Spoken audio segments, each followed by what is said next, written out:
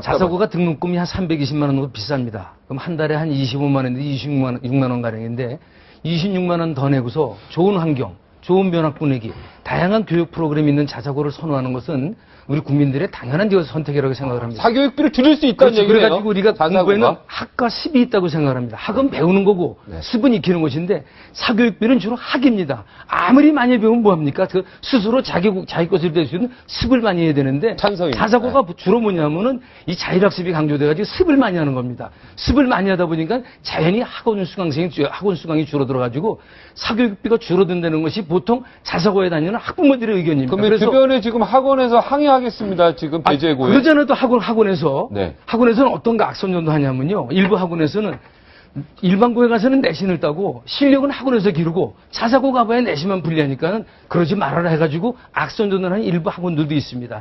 결코 단연코 공부를 하는 것은 학보다도 습이 잘 돼야 되기 때문에 그 습이 잘 되는 것이 자사고이기 때문에 자사고가 훨씬 더 입시성적도 좋지 않나 생각을 합니다. 지금 자사고 지금 배제고 내에서 사교육하는 학생들 그 퍼센테이지가 좀 있습니까? 일반고 시절에 비해서는 훨씬 줄어들었습니다. 얼마나 줄어들었습니까? 그래서 제가 통계는 아직 그걸 내보지 않았는데요. 통계가 없으세요. 네, 통계가 실제로 사교육 통계를 보면 자사고와 특목고 학생이 일반고보다 더 사교육을 많이 합니다. 그것도 통계 없는 얘기죠? 아니, 있습니다, 이거는. 그건 통계 제가 있습니까? 미처 준비를 해오지 않아서 무슨 판넬 같은 건 보여드릴 수는 없습니다만. 그 통계 있습니까? 기사 검색만 해봐도 바로 아실 수 있는 통계입니다, 이거는. 드리고 싶어요. 저희 학교에도 기숙사가 있습니다. 그리고 자사고에도 기숙사가 있습니다. 이 아이들이 기숙사에 있는데 사교육을 어디서 받을까요? 받을 수가 없죠. 그렇죠. 그러니까 그 학생들이 전교생을 수용은 못하지만 실제적으로 저희 학교 같은 경우에도 뭐 기숙사 정원은 적지만 주변 학원에서 굉장히 나쁜 소문들을 많이 퍼뜨립니다.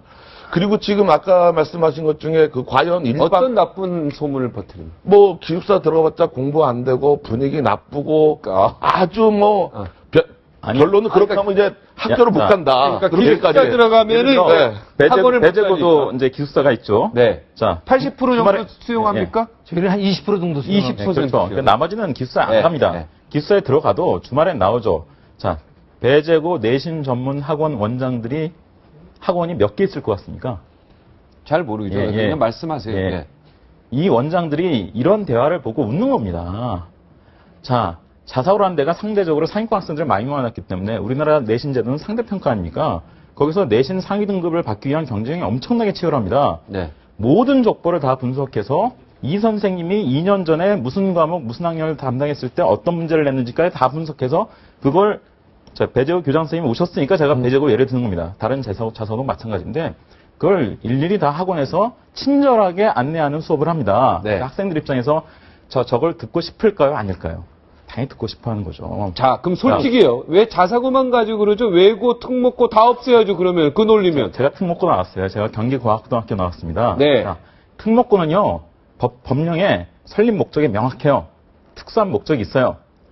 수학과 경제, 외국어 영재는 개념이 약간 사실 애매하긴 합니다만 어쨌든 그것이 법령상 인정돼 있습니다. 외고 나와서 법대 나가고 의대 나가는 거 아세요? 그래서 저는 이 외고는 조현 교육감이 이제 다음 순서는 외고라고 지금 예고하고 있잖아요. 자, 외고는 저는 문제가 있다고 봅니다만 어쨌든 과학고는 괜찮고 특목고는 과학고 비슷한 학교는 외국에 많이 있어요. 자, 과학고 나와서 의대 가는 학생 없습니까? 외고가 왜 문제인지 아니, 과학고 나와서 의대 가는 학생 없습니까?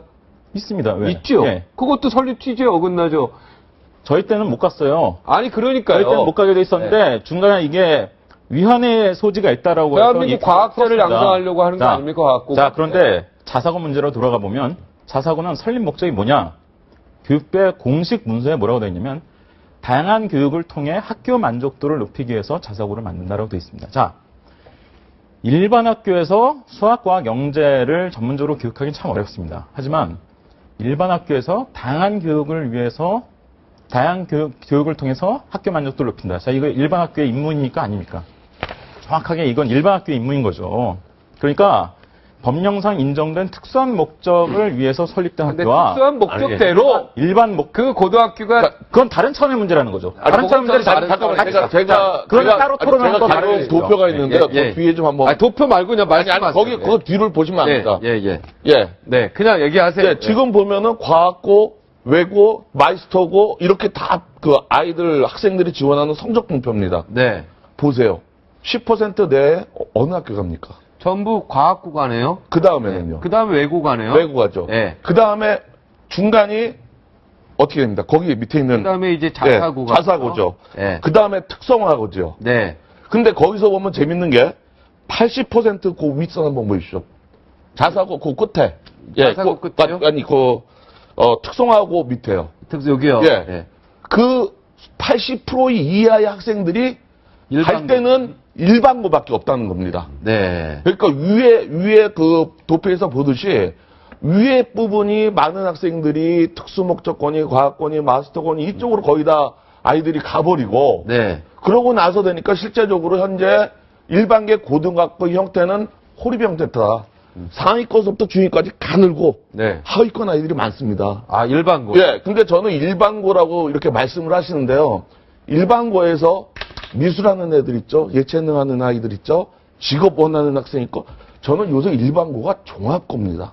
아니, 그러니까 지금 예. 오늘의 주제가 자사고 예. 폐지 부분에 대해서 얘기해요. 자사고 폐지를 해야 된다, 예. 안 해야 된다? 저는 자사고 폐지를 해야 되냐 안 해야 되냐가 굉장히 중요한 부분이지만 아이들의 선택권도 있지 않습니까? 선택. 왜 꼭 그걸 갖다가 아이들의 제가 선택권을 말씀드리는 것도요. 예.